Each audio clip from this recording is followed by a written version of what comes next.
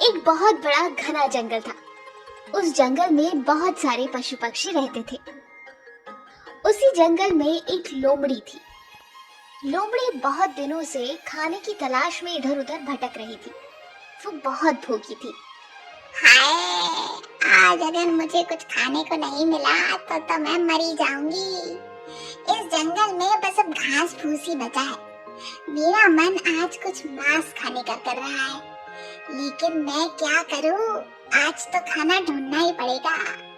ये सोचकर वो जंगल में और गहरे घूमती चली गई।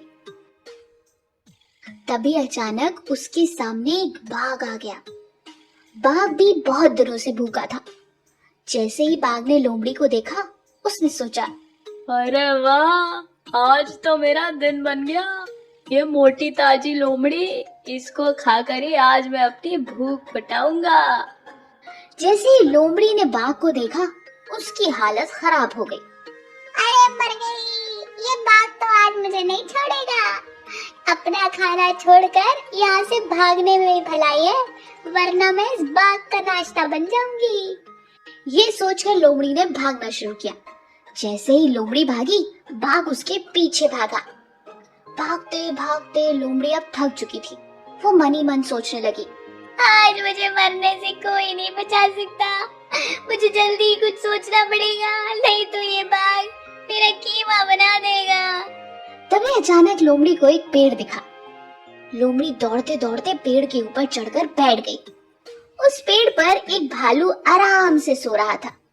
जैसे ही लोमड़ी ऊपर आई, भालू ने अंगड़ाई लेते हुए लोमड़ी से पूछा, अरे तुम मेरे पेड़ पर क्या कर रही हो? भालू की बात सुनकर लोमड़ी ने बहुत विनती करते हुए भालू से कहा, भालू भैया, नीचे एक बाघ मेरे पीछे पड़ा है। क्या मैं कुछ देर के लिए तुम्हारे पेड़ पर बैठ सकती हूँ? जैसे ही वो चला जाएगा मैं यहाँ से भाग जाऊंगी, नहीं तो वो मुझे खा जाएगा। भालू भैया मेरी मदद करो। ठीक है, जैसे ही बाघ यहाँ से चला जाए तुम भी यहाँ से चली जाना। तब तक मैं सो रहा हूँ, मुझे बहुत नींद आ रही है। ये कहकर भालू सो गया।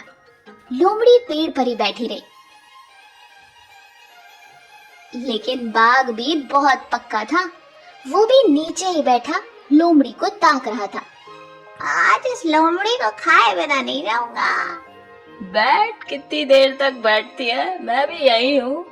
आज दूसरा भोजन तलाश करने की अब मुझ में हिम्मत नहीं। इसी लोमड़ी को आज मैं अपना भोजन बनाऊंगा। ये सोचकर बाघ भी वहां समाधि लगाए बैठ गया। अब लोमड़ी की हालत खराब हो रही थी। आखिर वो कितनी देर तक पेड़ पर बैठ सकती थी? लोमड़ी ने मन ही मन सोचा, अरे ये मनहूस बाघ तो यहाँ से जा ही नहीं रहा है। क्या करूं? तभी उसकी नजर सोते हुए भालू पर पड़ी। क्यों ना इस भालू को मैं नीचे फेंक दूं?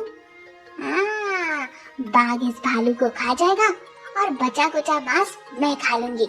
मैं भी बच जाऊंगी और मेरी भूख भी खत्म हो जाएगी। हाँ, ये सही तरीका है। ये सोचकर चालाक लोमड़ी ने बेचारे सोते हुए भालू को ऊपर से नीचे धकेल दिया। नीचे बैठा बाघ ये बात समझ ही नहीं पाया और भालू धम्म से जाकर सीधा बाघ की पीठ पर गिरा। भारी भरकम भालू जैसे ही बाघ की पीठ पर गिरा, पीठ उसकी टूट गई। आए, मर गया रे। किसने मेरे ऊपर ये पत्थर फेंक मारा? मेरी तो कमर ही टूट गई। इससे पहले कि बाघ कुछ समझ पाता, भालू दोबारा से भागकर पेड़ पर चढ़ गया और वहां नीचे बाघ का चोट के मारे बुरा हाल था। हाय, इस लोमड़ी को तो मैं बाद में देखूंगा। फिलहाल तो अपनी जान बचाकर यहाँ से भागने में ही भलाई है, नहीं तो न जाने मेरा क्या क्या तोड़ देंगे। ये सोचकर बाघ वहां से भाग निकला। लेकिन ऊपर भालू को बहुत गुस्सा आ रहा था।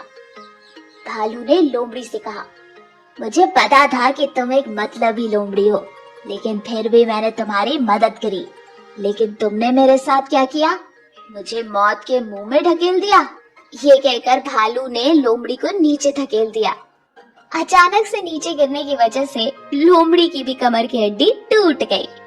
हाय मर गई रे, अब मैं कभी नहीं चल पाऊंगी, मार दिया रे। ये बोलकर लंगड़ाते लंगड़ाते लोमड़ी वहां से चली गई।